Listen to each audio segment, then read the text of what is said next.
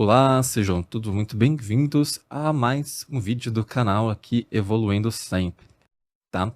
Eu sou o Tarso e hoje a gente vai falar sobre o Igor do Flow Podcast, né? O Igor 3K, Igor Coelho, não é mesmo?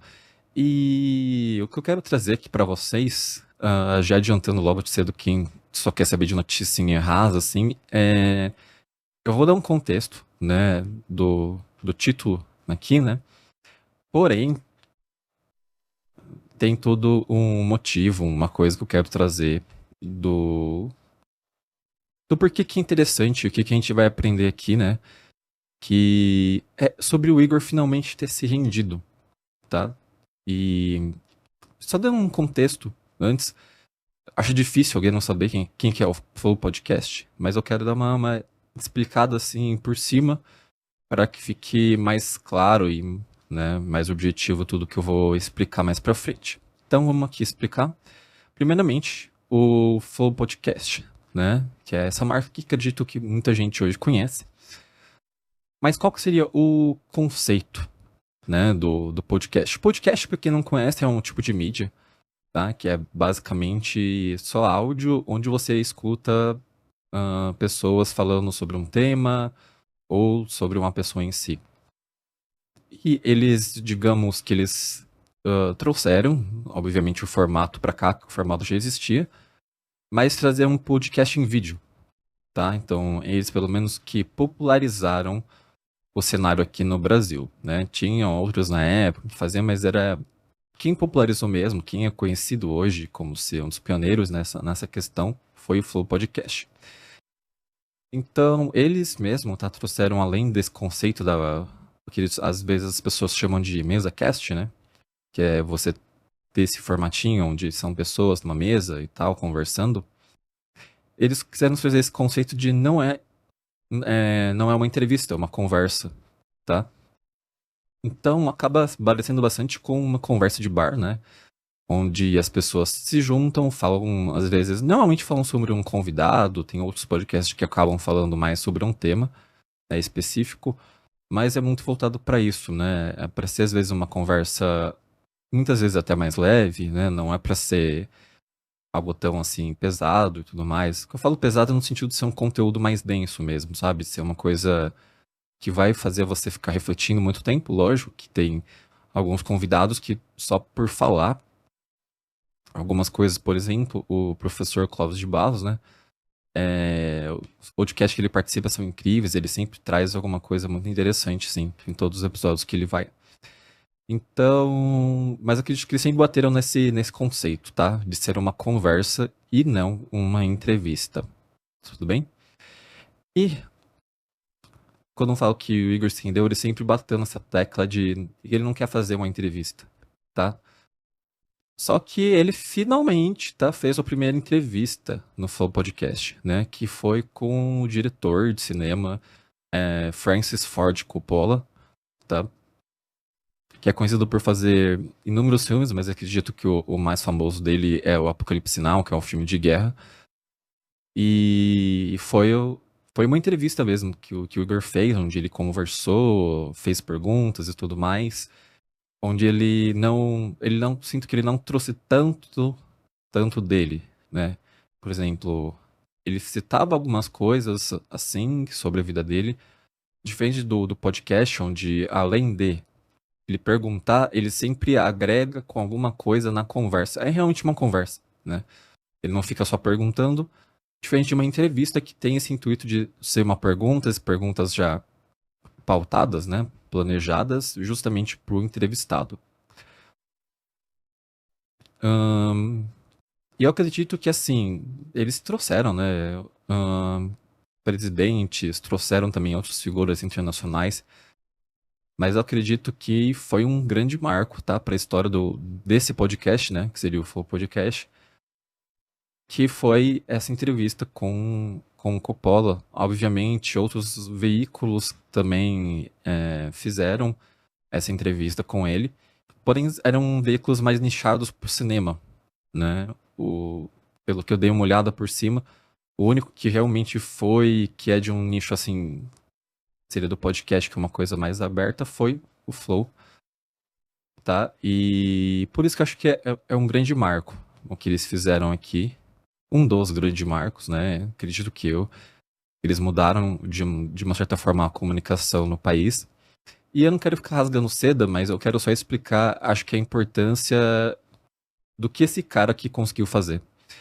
Porque, pelo menos que ele fala, tá? Ele veio de uma origem, não quero falar humilde, né? Mas de uma origem que não é de uma pessoa rica.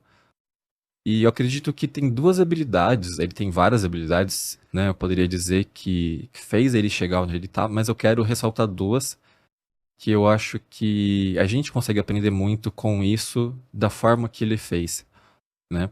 Obviamente eu não tô falando que você vai criar um novo Flow Podcast, que você vai, sabe, revolucionar a comunicação, que eu acredito que foi o que ele fez. Obviamente ele não fez sozinho, mas eu não quero trazer tanta parte histórica que talvez aqui, né, do que aconteceu. O que eu quero focar é isso, tá? Ele tem duas habilidades que fez ele chegar nesse ponto, que aí você pode falar, entrevista com um diretor que talvez eu nem conheça, mas isso aqui tem uma importância gigantesca para várias outras coisas que envolvem o negócio dele, né?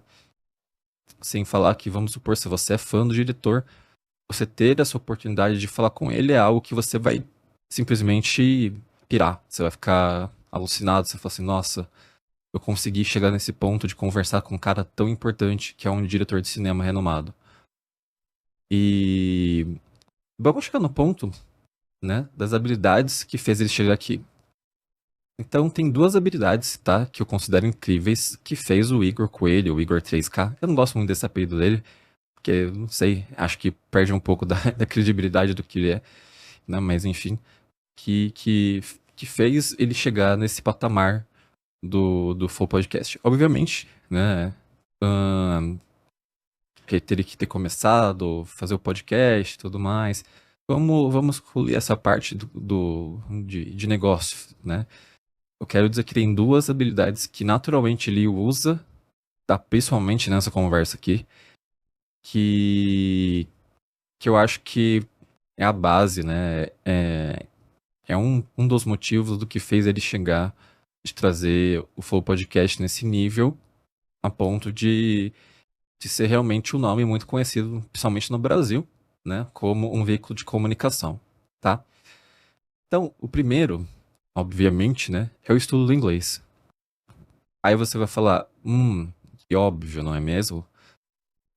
Mas tem muita gente que ainda negligencia demais o inglês e acaba achando que hoje, por termos várias ferramentas que você consegue fazer a tradução de forma simultânea, você não precisa mais estudar inglês, tá? E, né, usando o meu inglês também, this is a great bullshit, porque é uma grande baboseira, né, traduzindo. Por quê?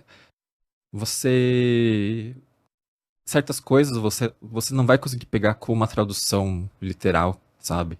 Algumas coisas você tem que pegar na nuance que a pessoa fala, e isso você só vai aprender consumindo conteúdo, que é o que te ajuda a você ficar fluente na língua. O que eu falo fluente não necessariamente que você precisa, sabe, ser o rei da gramática, não é isso que eu quero trazer. É você realmente conseguir se comunicar, né? Você conseguir falar com uma pessoa e transmitir o que você quer transmitir para a pessoa e entender o que a pessoa quer transmitir. Isso não envolve apenas língua, apenas gramática, mas envolve você entender um pouco da cultura, né, de alguns países, entender, como eu falei, certas nuances, tá? E o estudo do inglês como língua traz muito isso, porque você vai acabar consumindo coisas que é literatura, alguns filmes na língua, principalmente filmes que o pessoal fala assim, olha, esse filme aqui é muito bom, existe isso. Ou às vezes você vai ouvir alguma coisa que não foi traduzida, né? Como uma palestra, e vai entender o cenário, entendeu? Tem vários exemplos que eu poderia citar aqui, músicas também. Idiomas no geral é muito bom, mas eu acredito que o inglês aqui, tipo, é a chave, porque às vezes grandes nações acabam se rendendo ao inglês porque sabem que é a língua que é mais falada no mundo todo, tá? Então, estude inglês, tá? Que foi uma das habilidades aqui que o Igor trouxe, principalmente nessa entrevista, mas, acredito que se ele quiser alcançar patamares maiores, né, principalmente às vezes falar com alguém de fora, é o importante, é o que deixa também a conversa mais fluida. A outra habilidade que não poderia faltar é a habilidade de um anfitrião, tá? E o que eu quero dizer exatamente com a habilidade de um anfitrião, né? Provavelmente um anfitrião, quando eu cito, é muito... Se você, às vezes, deu uma festa, e que eu falo, não é uma festa universitária como tá aqui, mas pode ser também. Ou às vezes você fez uma festa de aniversário mesmo, você é um anfitrião, você é a pessoa que recebe. E por você ter convidado a pessoa, qualquer pessoa desconhecida vai vir falar com você, te parabenizar, conversar com você. E você saber fazer isso muito bem, você saber receber uma pessoa, envolve algumas coisas, né? Envolve você saber conversar, obviamente, e receber bem qualquer pessoa, né? Que é o que ele faz no podcast dele. Ele recebe pessoas, recebe bem. Ele tem, lógico, uma equipe que faz também todo um trabalho por trás das câmeras. Mas é o fato também de você saber conduzir uma conversa, ou seja, saber ouvir, saber responder e saber perguntar, tá? Eu acho que ele acaba deixando as pessoas muito confortáveis, inclusive nessa entrevista que ele fez com Coppola, que ele não só perguntava uma pergunta seca, falava assim, olha, isso, sabe? Ele pegava, ó, tem esse contexto, tá, do que eu acho, ele até fala sobre coisas, tipo assim, olha, o seu filme, que não tudo mais, ele traz um contexto, é que eu não vou lembrar exatamente o que ele falou, mas ele traz um contexto, né? E em cima desse contexto, ele elabora uma pergunta. Então fica muito mais confortável pro Coppola ele poder desenvolver, porque ele tem um contexto, né, da pergunta e responder a pergunta em cima desse contexto que o Igor trouxe, tá? E isso é uma habilidade que é sobre saber conversar, é sobre você pensar numa pergunta, mas você criar todo um contexto, né, uma base para ela e para você jogar a pergunta para a pessoa falar assim, tá, eu tô situado nessa base, nesse contexto, né, da história, então eu vou responder isso aqui pra ele, né? Baseado nisso. Isso que eu acho que é umas coisas mais fascinantes que ele sabe fazer muito bem, inclusive nos programas, né, normais. Então é basicamente isso. Ele sabe ouvir, ele, né, pensa no que foi falado e ele sabe responder de uma forma inteligente e fazer essa pergunta também de uma forma inteligente, né? Que é que um bom anfitrião ele vai saber, ele vai receber pessoas diferentes de acordo com a pessoa ele vai se moldar, falar assim, você vê se é uma pessoa do trabalho, ele vai ser né, uma coisa mais pouco formal, se for um amigo de infância, ele sabe que ele pode quebrar tudo isso aqui e falar de uma forma mais leve. E o Igor, acho que ele traz bastante isso no programa, no geral, e é uma habilidade que eu acredito que faz um grande diferencial nele, tá bom? Então eu acredito que essas duas habilidades que se destacam fez ele chegar onde ele chegou, e de certa forma é algo que é muito bom para qualquer pessoa, né? O estudo do inglês, como eu falei, é um idioma que vai te abrir portas para várias coisas. E o fato de você saber conversar com diversas pessoas, saber conduzir uma conversa, é algo que você pode tirar muito proveito disso. No quesito mesmo de você conhecer uma pessoa nova, você chegar num local de trabalho e conseguir fazer com que as pessoas colaborem com o seu próprio serviço, sabe? Então, é algo que, como eu falei aqui, lógico, ele como que acabou criando, né, um veículo de comunicação, foi a habilidade principal para ele ter chegado nesse objetivo, mas são coisas que eu acredito que qualquer pessoa que parar um tempo para tentar aprimorar essas habilidades, vão sim conseguir tirar proveito disso, tá bom? Eu queria trazer aqui porque foi realmente que eu achei muito, sabe, eu assisti realmente esse episódio como admirado, né, de pensar onde ele chegou com tudo isso. E eu queria trazer isso como reflexão aqui pra vocês, tá bom? Ahn, como eu falei, acho que eu acompanho o Flow faz um bom tempo, eu gosto bastante do trabalho, acompanho, né, desde da saga aí, né, pra quem conhece, da saga de Curitiba. E talvez, eu acho que essa história também do Flow, ele tem, como eu falei, né, acho que tem muitas coisas que eu acabei não citando, porque Acho que ia fugir um pouco do propósito desse vídeo, mas tem muita coisa que a gente pode aprender na história da trajetória do Flow. Desde a sua criação, desde do marco, né? Do último marco que teve, que foi a saída do Monark, que foi o cofundador desse projeto. Tem muitas coisas aqui que são legais, mas eu queria ter talvez um vídeo separado para isso. Se vocês quiserem dar um feedback, se é interessante, se você fala assim, putz, nada a ver com o canal, me digam aí, mas eu acho que tem muita coisa que a gente pode aproveitar e não debatendo assim sobre o que foi certo, o que foi errado em toda essa história aqui, né, do projeto, do que ele se tornou, mas trazendo assim um ensinamento que a gente pode aprender com uma história de uma empresa que, né, basicamente teve toda uma história pública, né, desde a sua criação até o Grandes Marcos, até onde está hoje, né? Muita coisa é pública.